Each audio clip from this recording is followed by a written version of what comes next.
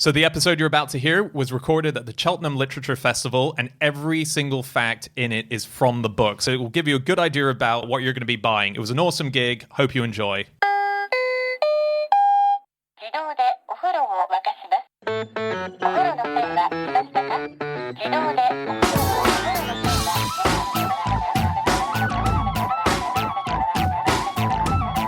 Hello and welcome to another episode of No Such Thing as a Fish, a weekly podcast this week coming to you from the Cheltenham Literature Festival.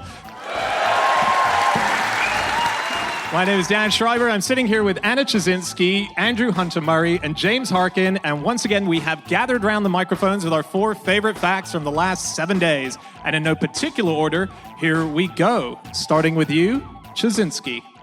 My fact this week is that this year, the phrase "Make America Great Again" adorned 500,000 hats and 1 anus. I don't... That we know I think that is legally contentious as a way of describing the president.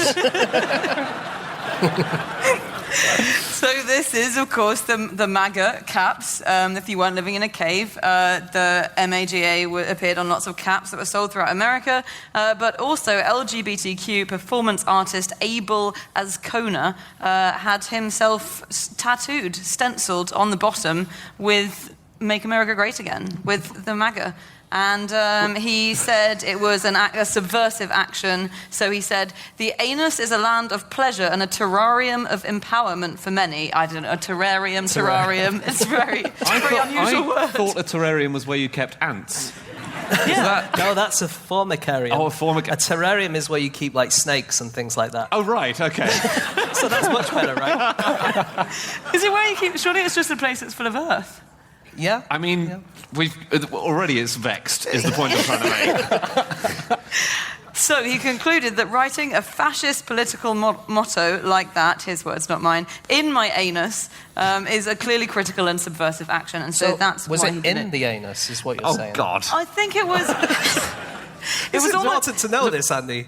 It was on the cusp. It'd be surrounding. Yeah, that's what I would think as well. He did say in, but I think it's on the edge. Inside. No, come on, you don't write the word polo inside the mint. You write it around the... So what's interesting about this guy is that he's done it, but he doesn't regret it. And we read a story last year about a guy called Joshua who'd done a similar thing. He was a big fan of Bernie Sanders, but he did regret his tattoo, which was a tattoo on his penis, which said, "Feel the burn." And then he did that in the primaries, and then Hillary got it, and he was like, "Oh, I have made a terrible mistake." There's still 2020, isn't there? That's true. So do you know "Make America Great Again" was actually Ronald Reagan's campaign slogan? Or his was not exactly the same. His was "Let's make America great again." Ah. And also his next phrase, he's already worked out what it'll be in 2020. Mm-hmm. Really? Yeah, he's going to go for "Keep America Great!" ! That's what he says. But unfortunately, that's already taken by a horror movie. It's in Purge Election Year, which is a movie that came out last year. Wow. So he's not allowed to use it? Well, I think he will anyway. Could he put maybe a question mark on the end instead or something? Yeah. I don't know, He did really specifically say the exclamation point when they asked him about it. Did he? Well, he said the words exclamation point, or he just said it like he says stuff? I mean, 3 years is such a long time in politics, isn't it? I think we can, we don't know if that'll be the slogan. He might change it to something realistic, like, "Let us fight the cockroaches among the radioactive ruins." He got in another legal copyright dispute. He has a lot of lawsuits all the time, but there was one lawsuit that Trump got involved in, which was over an app for the iPhone, and the app was called iTrump.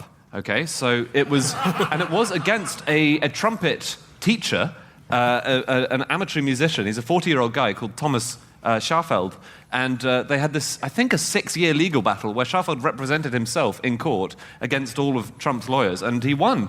So the iTrump now belongs to this trumpet guy. Awesome. Yeah. Have you ever heard of Eddie Trump?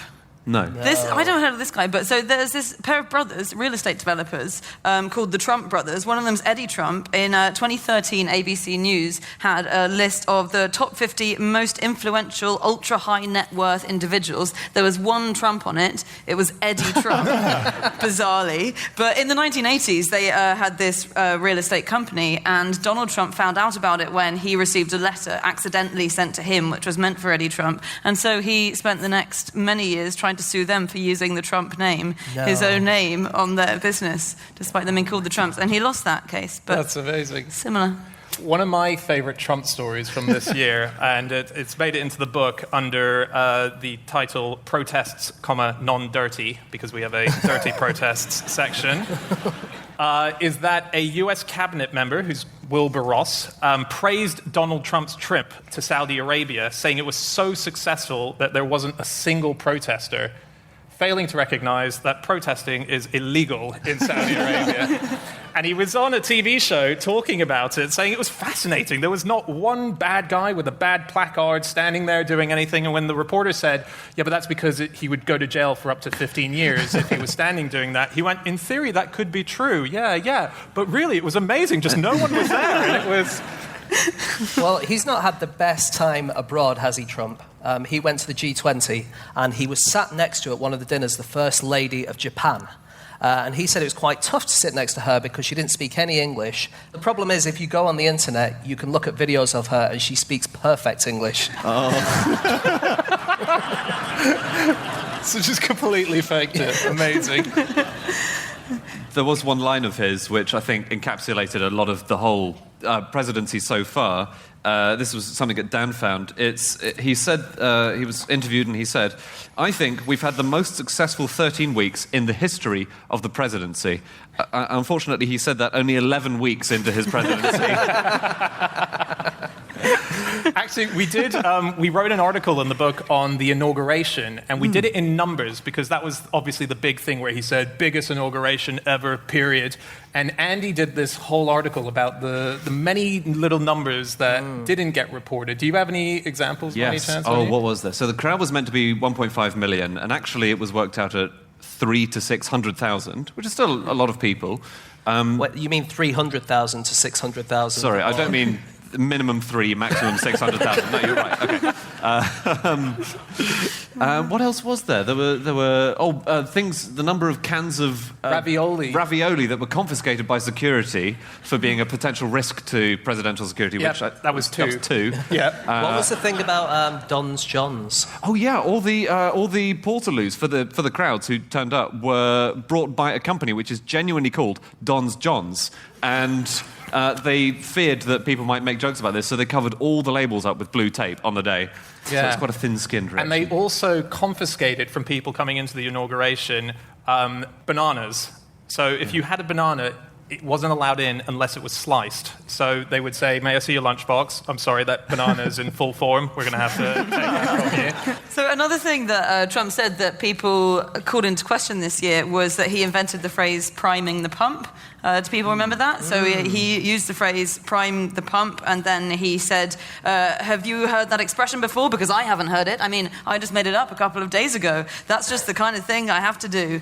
And of course, he didn't make it up. It dates back to 1819, I think, in a Walter Scott story, which then I ended up reading in preparation for this. It's great. But Walter Scott's actually talking about a woman who comes up to him at a party and says to him, I really loved your latest book, but he'd written it under a pseudonym. So she was actually bragging to him and saying, haha, I've got you, I know it's you. And so he's talking about how annoyed he is that she's trying to prime the pump with flattery. But yeah, he also claimed this week, I think, or last week, to have invented fake news. Yeah, well, I think fake. I'd give him that. No, it was even just the word fake, because he didn't get to news. So I think he did mean fake news, but he's sitting next to Pence in it, and that's the best bit, because he says, not many people know, I invented the word fake, and Pence is like, yep, he did. He's such a good best friend. He's so good. It's not done him too much harm. So, for example, since the election, at least 2 babies in Iraq have been named Trump. Okay. So he's got that. That's a... That's a takeaway. They're going to go through life answering questions about that. Well, here's an interesting thing. I went to Kosovo quite a few years ago, and I was told while I was out there that a popular name that was happening amongst boys in Kosovo, new names, was Tonblr, Tonbl, and it's a tribute to Tony Blair because of the I think there's a Bill Clinton Boulevard in Pristina, isn't Clinton in Pristina. There's Clinton up on buildings everywhere you went. There was pictures of Clinton, and Tonblr is a name in Kosovo now. But the problem is with Donald is no one's being called Donald anymore. Oh, that's true. I think there were only something like 2 babies called Donald in Scotland even last year. Wow. Even in Scotland. Well, that very much. It's the home of Donald. It's the home of the Donald. If you can't be a Donald in Scotland, where can you? And apparently they did an interview with a guy who was called Donald, and he said he had to apologise every time he went to Starbucks. But that's because he took a poo on their counter. Why did he apologise? Just because they say, "What's your name?" and he goes, "Donald, sorry." So we're saying about Scotland, Donald Trump has some golf courses in Scotland, and for one of those he wanted to have a crest for his family. So what he did was he took an English crest and stole it and put the word Trump at the bottom in place of the word that was there before that, which was integrity.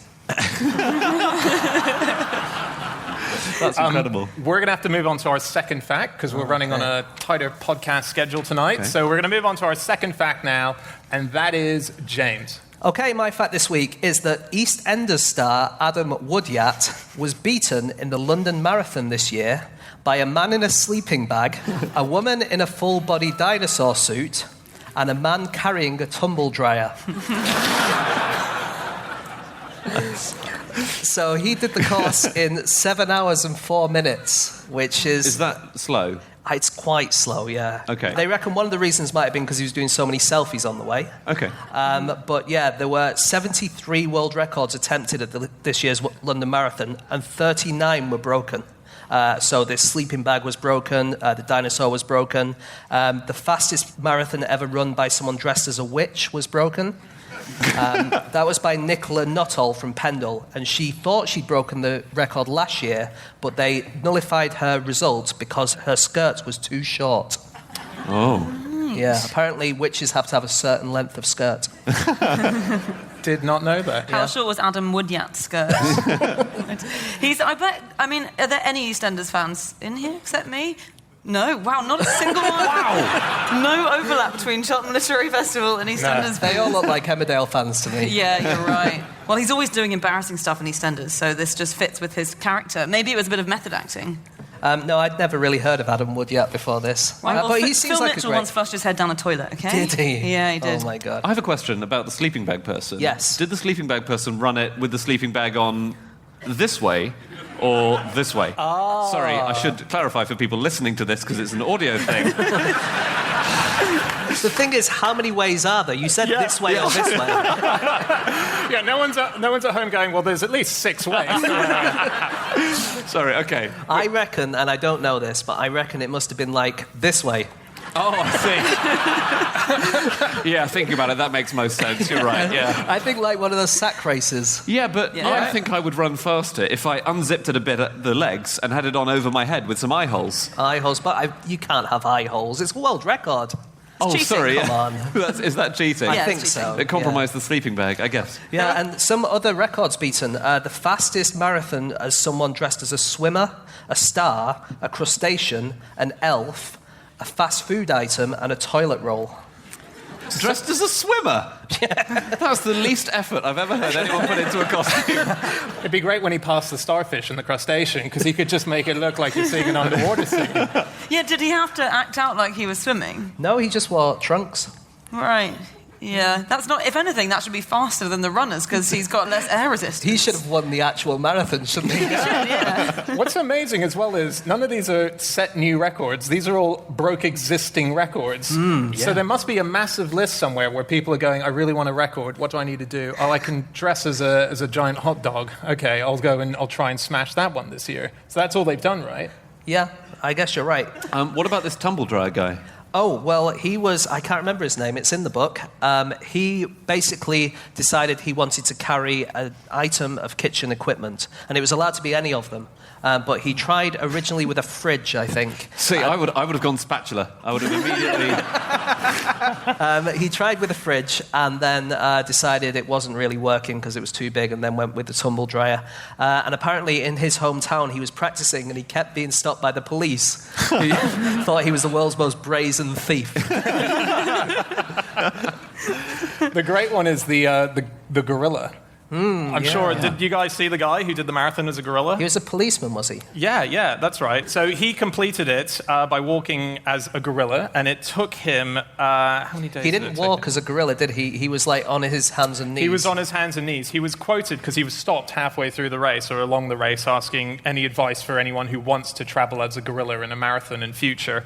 And his quote is, "Get a bit more training in. We only did about 4 crawling sessions beforehand.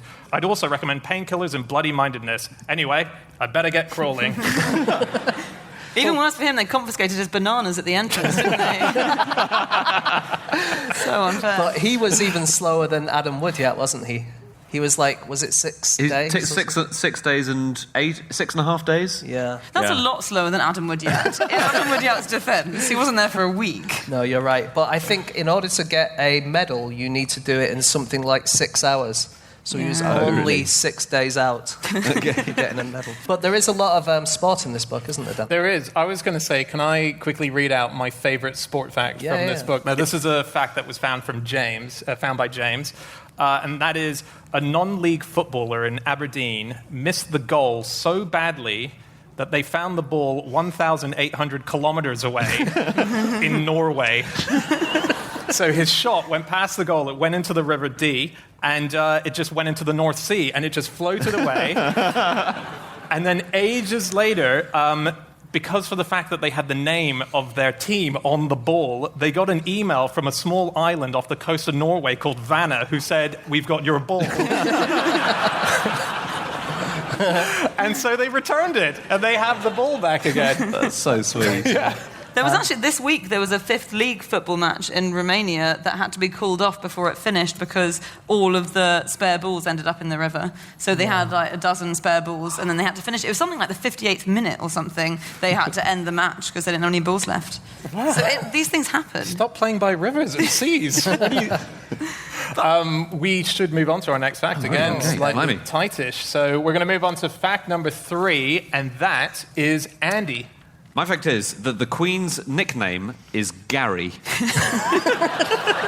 Is that your personal nickname for her? No, it's even better. It's a family nickname for the Queen. So this was something we found out this year, and it's something that Prince William called her when he was a child because he was unable to pronounce Grammy, so he would call her Gary instead. I just think that's very sweet. Yeah. Apparently Prince Philip calls her Cabbage. Ah, okay. Yeah. Do we know why? You can't pronounce Elizabeth. It just comes out like that. He retired this year, didn't he? That's in the book. He yeah. did. Oh, yeah, we wrote about that. So he retired this year, and it's been a huge disappointment to this one small island in Vanuatu, an island called Tanna, because the people who revere him as a god have been waiting 5 decades for him to come, and he's now no longer coming. So they're devastated. It's really, really bad news over there for them. They must have seen it coming when the clock ticked over on the 4th decade. Yeah, He's a god. He's a god, yeah. Gods don't retire, do they? I guess not. No.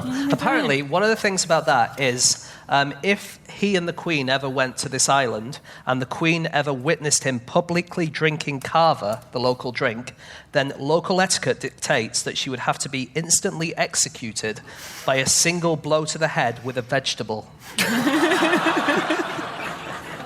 Well, we found out another nickname. Whose nickname was it? Oh, Camilla Parker Bowles, who's the, That's right. the Duchess of Cornwall. the Duchess of Cornwall. She said that her nickname at school was the Growler because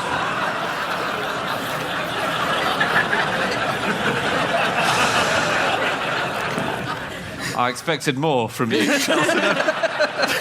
Because she was so bad at singing is the reason. Sean Spicer was once called Sean Sphincter. I think he was called that in, was it when he was at uni? And the university magazine called him Sean Sphincter. And then he got very, very upset, and they said it was just a totally innocent autocorrect, but it's hard to believe. I don't think autocorrect kind of existed when Spicer was at university. No, and also Spicer is a word, isn't it? Yes, yeah. This is a great one. This was a scientific paper published this year. This is just to do with names. There was a paper published about the evolution of the horse hoof, talking about the number of toes it used to have, because it now has one toe, and it used to have more. The lead writer of that paper is called Brianna McHorse. Amazing. McHorse is a surname. She sounds like she was named by the internet, doesn't she? Yes, she does. She's a Bodie McBoathorse. Yeah, it's true. This is so Canada got a new national bird. This is in the books, I think it was last year. So Canada's new national bird is the grey jay, but the person who set up the campaign for them to get a new national bird was called Professor David Bird. Oh, that's good. That reminds me, there's a tennis player who's currently playing. He's a tennis player from Tennessee, and he's called Tennis. No. He's called Tennis Sandgren, okay? And on Wikipedia it says, although Tennis Sandgren is a tennis player from Tennessee, he is actually named after his great-grandfather, who did not play tennis and was not from Tennessee.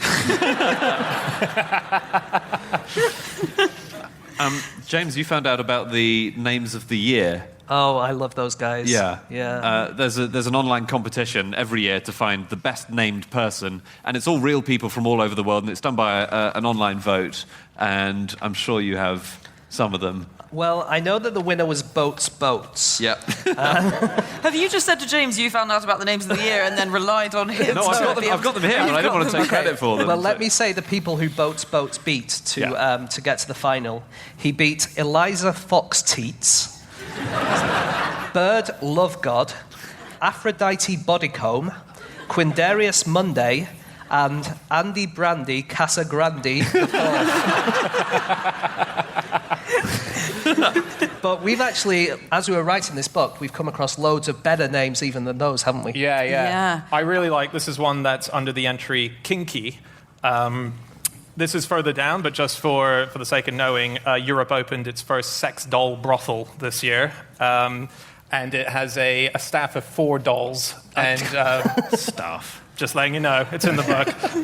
But in that article, in the Kinky article, I found this year that there's a cop in America who was suspended from the force after it was discovered that her previous occupation was a dominatrix.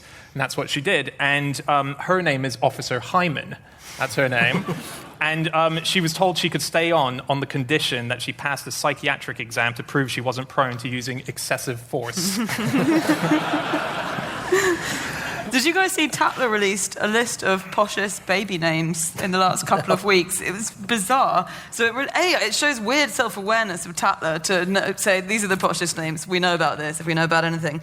And it said, for girls, it said, these are real names, we promise, with no evidence to back that up. But it said, for girls, best names you can name your kid are Scar, Zaza, Figgy, or Monovine.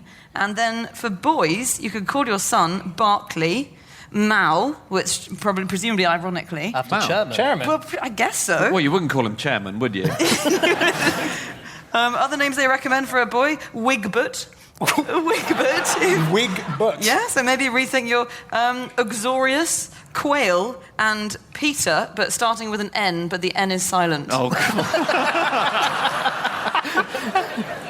I've got another one, which is that this is under the entry Northern Lights in the book. And we found this amazing thing. It was found in the middle of last year, but it's been debated about since last year up until this year. And they finally announced that they finally know what it is. So they thought that this was a part of the Aurora Borealis for years. It was a light phenomenon that was happening in the sky. Thought it was just part of the Northern Lights.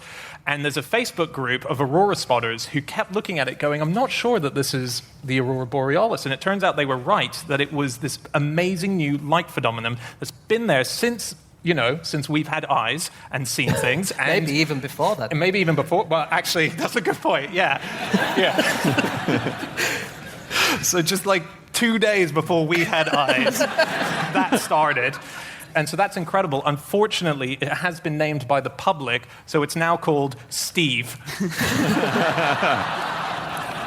You got some beautiful Steves. Yeah. Come on. And they tried to backtrack it to say, that it has a real scientific name. So what they said that it might stand for is strong thermal emission velocity enhancement.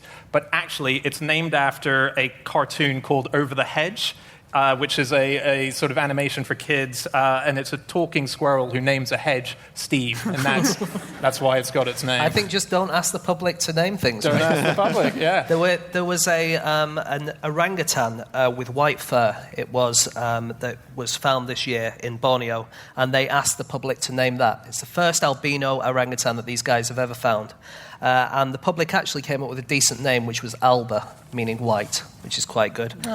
They sensibly ignored other suggestions, such as Meringue-Utan.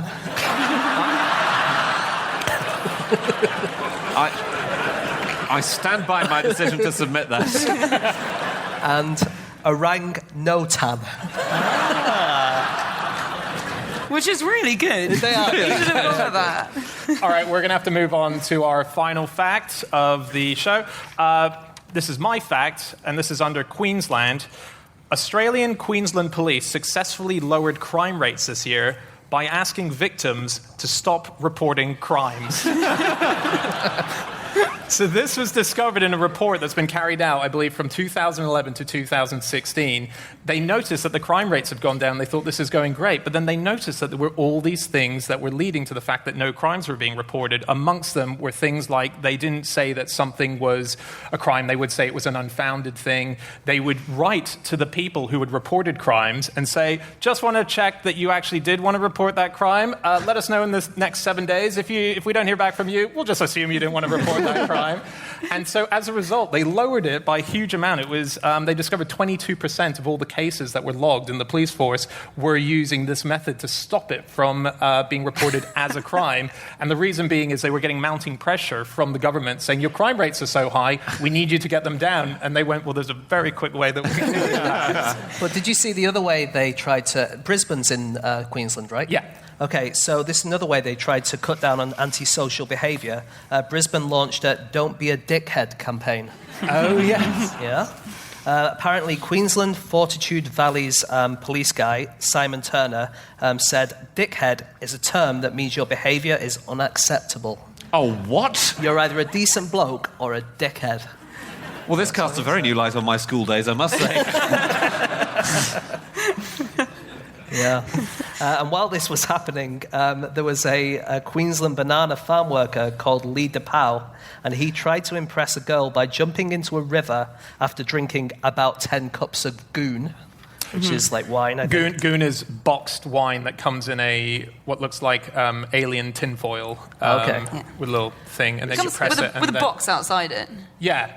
But then you can, fit it in your bag if you That's squeeze not it the in. important part of the story, guys. We all know about boxed wine. I'm selling goon today after the show. What you can do is when you finish it, if you're very drunk, which I've done as I'm Australian, you'll be out in a park on your own and you'll be like, I'm really tired and I've just finished my goon. You can actually blow into the goon and blow it up like a pillow and then fall asleep on the...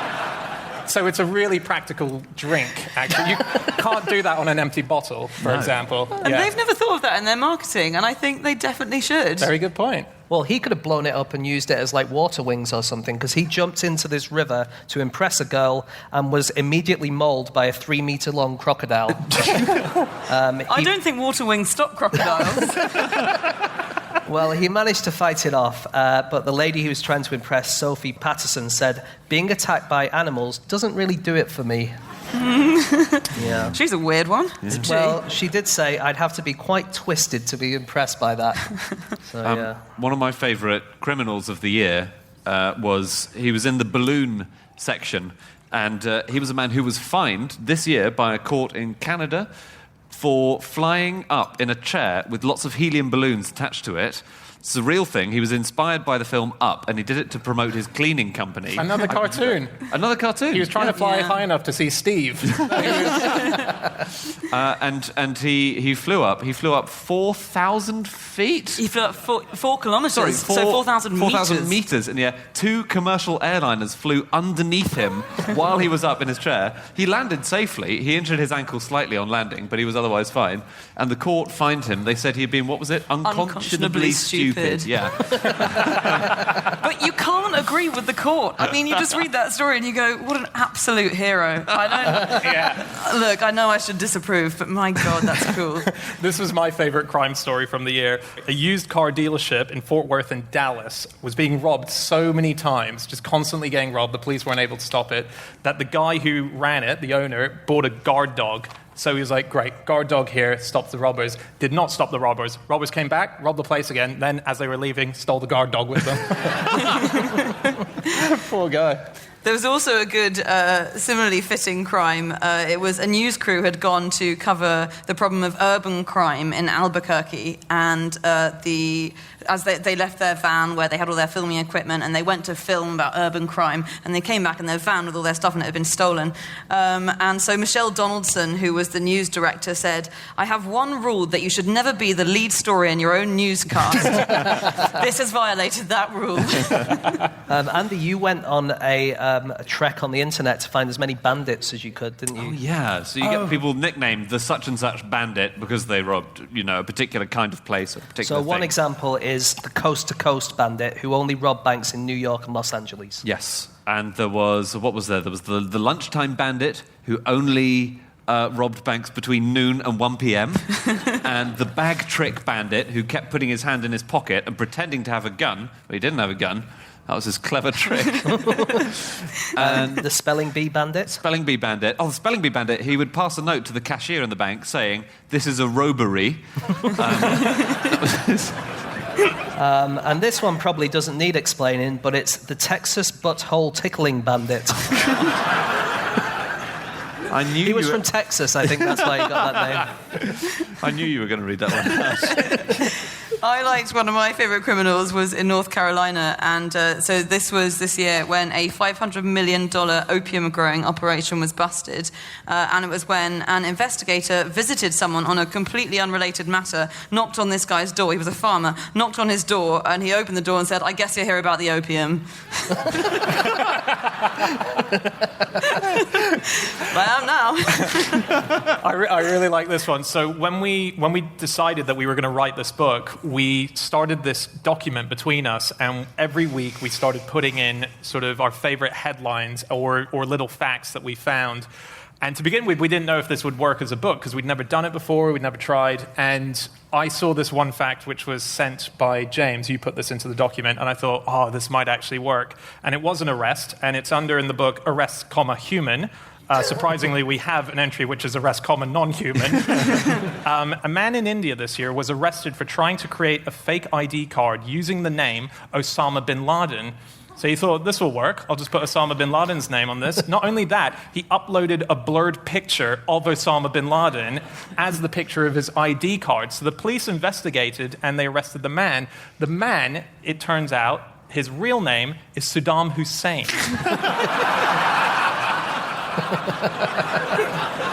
Just extraordinary.